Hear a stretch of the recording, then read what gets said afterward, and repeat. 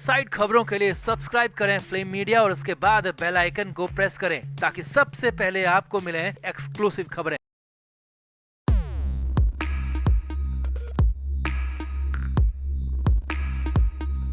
Sanjay Raut jail से बाहर आने के बाद कुछ दिन तक मैच्योर दिखे। लगने लगा कि अब शायद संजय राउत संभल कर बोलेंगे, संभल कर चलेंगे, क्योंकि राउत के जेल में हालात खराब थे और जेल की हवा खाने के बाद तो अच्छों की हवा टाइट हो जाती है। तो माना यही जा रहा था कि संजय राउत भी अब पूरी तरह से ढेर हो गए हैं। लेकिन कुछ दिन सामान्य रहने के बाद संजय राउत फिर से बड़बोले नजर आ रहे हैं और हालात ये हैं कि उड़ता हुआ तीर ले रहे हैं। जी हाँ, किसी और के लिए निशाने पर तीर मारा गया था, लेकिन बीच में ही संजय राउत खुद ही आ गए और खुद ही आकर वो तीर ले लिया और बयानबाजी करने लगे। और इस बार तो महाराष्ट्र में अपनी ही सहयोगी कांग्रेस नेता राहुल गांधी को लेकर बहुत कुछ कह दिया। बात का बतंगड़ बनते भी देर नहीं लगी। तो क्या हुआ इस बार नया, कैसे अब संजय राउत के लिए सारे ही रास्ते बंद हो गए, सब कुछ आपको दिखाते हैं, बताते हैं। आप इस वीडियो को शेयर करें और कमेंट करके अपनी राय जरूर दें।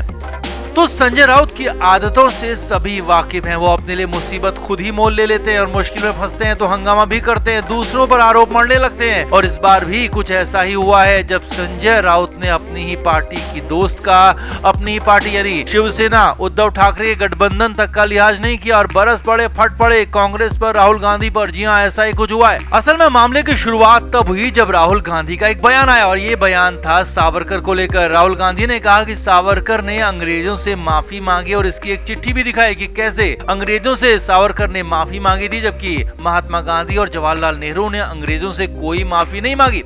अब हो सकता है कि राहुल गांधी का ये बयान बीजेपी को प्रेशर में लेने के लिए हो या फिर बीजेपी के लिए दबाव बनाने के लिए हो, लेकिन कुछ और भी वजह हो सकती है। लेकिन जो भी हो, ये बयान पूरी तरह से बीजेपी के लिए था और बीजेपी के ही लोगों की इसमें प्रतिक्रिया भी आती, लेकिन वो होता यानी कि उनकी प्रतिक्रिया आती। लेकिन उससे पहले ये खुद संजय राउत बीच में कूद गए। जी हाँ, कहा तो बीजेपी के लिए तीर छोड़ा गया था और बीच में कूदकर उड़ता हुआ तीर संजय राउत ने खुद ही अपने सीने पर ले लिया, बयानबाजी शुरू कर दी, जिसने संजय राउत का ही उल्टा काम तमाम कर दिया। जी हां, ऐसा ही कुछ हुआ है।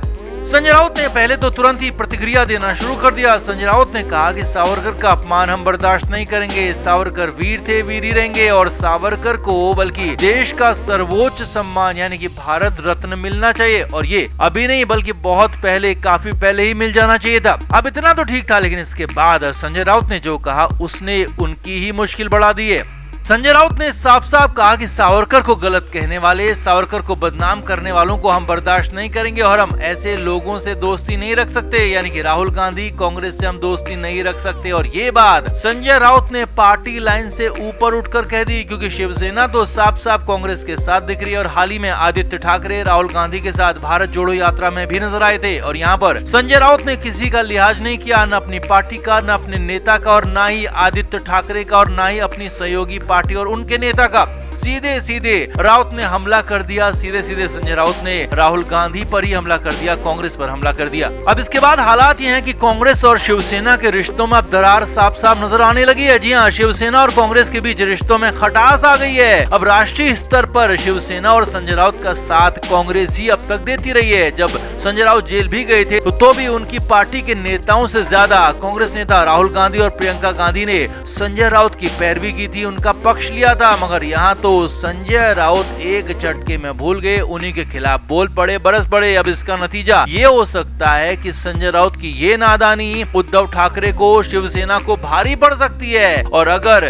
कांग्रेस और शिवसेना यहाँ पर अलग होते हैं तो मुश्किलें उनके लिए ही बढ़ेंगी, क्योंकि कांग्रेस और शिवसेना के महाराष्ट्र में रास्ते अलग होने से सबसे ज्यादा नुकसान शिवसेना और उद्धव ठाकरे के साथ साथ संजय राउत का ही होगा, क्योंकि कांग्रेस के पास तो पहले से ही उनकी पुरानी जोड़ीदार पार्टी एनसीपी मौजूद है, जबकि बीजेपी शिवसेना के शिंदे गुट के साथ सरकार चला रही है। यानी कि किसी न किसी के पास कोई न कोई दोस्त है। जो शिवसेना और संजय राउत यहाँ पर अकेले पड़ जाएंगे, उद्धव ठाकरे अकेले पड़ जाएंगे और हर तरफ से मुश्किलें झेलनी पड़ सकती हैं। एक तरफ तो बीजेपी रहेगी तो दूसरी तरफ कांग्रेस, और हर तरह से हालात बिगड़े हुए ही नजर आएंगे। ये सब कुछ होगा संजय राउत की नादानी की वजह से, बड़बोलेपन की वजह से, पार्टी लाइन से ऊपर जाकर अपना खुद का बयान देने की वजह से, जिसने न सिर्फ खुद संजय राउत को बल्कि उद्धव ठाकरे को भी फंसा दिया है। तो आपका क्या मानना है, क्या संजय राउत की बयानबाजी पर उनकी ही पार्टी को रोक नहीं लगा देनी चाहिए? कमेंट करके आप जरूर बताएं, वीडियो को शेयर भी करें। तो संजय राउत के इर्द गिर्द फिलहाल महाराष्ट्र की सियासत पूरी तरह से घूमती हुई दिख रही है और संजय राउत को लेकर, संजय राउत के आसपास बहुत कुछ हो रहा है। वैसे में संजय राउत को लेकर ही बड़ा और नया खुलासा हुआ है, जिसके बाद साफ साफ अंदाजा लगाया जा रहा है, साफ साफ कहा जा रहा है कि राउत ऐसे ही जेल नहीं गए थे, बल्कि जेल भेजे गए थे। ये बदला था, जो कि पहला वाला बदला पूरा हुआ, लेकिन अभी तो एक बदला और बाकी। और इसीलिए इस बात से संजय राउत थर थर कांपने लगे हैं, डरने लगे हैं, घबरा गए हैं। असल में महाराष्ट्र के उप मुख्यमंत्री और पूर्व मुख्यमंत्री देवेंद्र फडणवीस ने एक टीवी चैनल को इंटरव्यू दिया, जिसमें बहुत सारी बातें की। अब यहीं पर देवेंद्र फडणवीस ने बहुत बड़ी बात कह दी, जिसके बाद तो मुंबई में, महाराष्ट्र में सियासी उबाल आ गया। देवेंद्र फडणवीस ने कहा कि उन्हें बहुत सारे लोगों ने धोखा दिया, धोखा देने की कोशिश भी की, लेकिन मैंने किसी को भी छोड़ा नहीं। जी हाँ, मैंने भी अपना बदला लिया। और ये बात देवेंद्र फडणवीस ने कही। जी हाँ, आगे देखिए, देवेंद्र फडणवीस के साथ शिवसेना उद्धव ठाकरे को लेकर बात हो रही थी, तो यहाँ पर संजय राउत को लेकर भी बात हो रही थी। और यहीं पर फडणवीस ने किसी का नाम तो नहीं लिया, लेकिन हाँ, साफ साफ कहा कि कई लोगों ने उन्हें धोखा दिया, उनके पीठ पीछे उनके खिलाफ काम किया और इसीलिए उन्होंने बदला लिया, बदला पूरा किया। और साथ ही साथ ये भी कह दिया कि आगे भी अगर कोई मुझे धोखा देगा तो मैं बदला लूंगा, क्योंकि अभी बदला पूरा नहीं हुआ है। यानी कि एक बदला पूरा हुआ है, दूसरा बदला भी बचा हुआ है। अब यहाँ पर देवेंद्र फडणवीस की बातों से दो बातें तो साफ हो गई कि पहला हमला सीधे सीधे उद्धव ठाकरे पर ही था, क्योंकि उनके ही सहयोगी एकनाथ शिंदे को अलग करके बीजेपी ने उनके ही बागियों के साथ मिलकर सरकार बना ली और इससे उद्धव ठाकरे के खिलाफ बदला पूरा माना गया, रिवेंज माना गया। और दूसरा बदला संजय राउत से लेने की बात भी कही जा रही है। जी हाँ, उद्धव ठाकरे को मुख्यमंत्री बनाने में, बीजेपी से रिश्ता तोड़ने में, देवेंद्र फडणवीस जो कि रातों रात सीएम बने थे उन्हें हटाने में और देवेंद्र फडणवीस की हालत खराब करने में सबसे बड़ा योगदान संजय राउत का ही था। और संजय राउत भी लगातार बीजेपी और फडणवीस की आंखों में चुभ रहे थे और इसीलिए कहा जा रहा था कि उन्हें जेल की हवा खानी पड़ी। तो अब तो फडणवीस ने खुद कह दिया है कि हाँ, उन्होंने बदला लिया, बदला पूरा किया और आगे भी बदला लेंगे, क्योंकि अभी बदला पूरा हुआ नहीं है। अब हालात इतने ज्यादा खराब हो गए कि संजय राउत से जब फडणवीस के इस बयान पर रिएक्शन मांगा गया तो खुद संजय राउत घबरा गए। जी हाँ, अक्सर ताबड़तोड़ तीखा बोलने वाले संजय राउत यहाँ बैकफुट पर नजर आए, क्योंकि वो शायद डर गए हैं कि कहीं और कुछ उनके साथ उल्टा ना हो जाए। फडणवीस ने तो साफ कहा है कि वो फिर से बदला लेंगे, बदला पूरा करेंगे। तो संजय राउत को